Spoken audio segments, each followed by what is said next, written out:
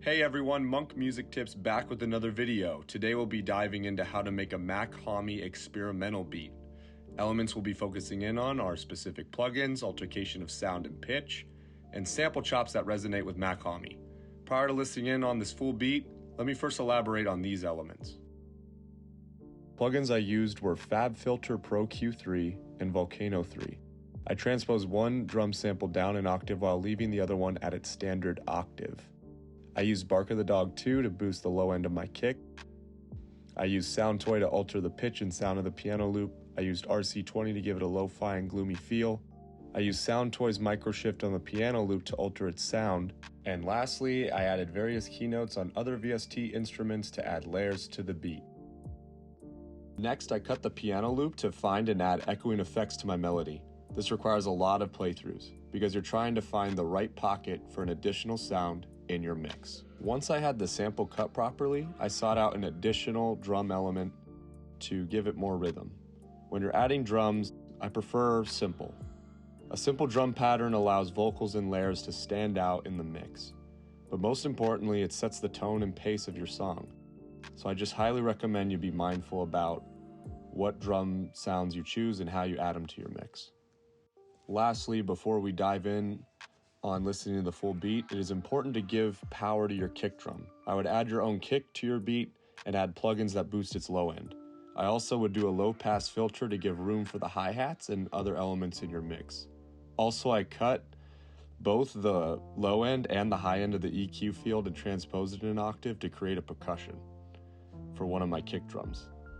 If that's not experimental, then I really don't know what is, but it was something that just came to mind based on the sound I was hearing, and that's just how experimental music works. You hear a sound, then you test the EQ field, and you could find a percussion.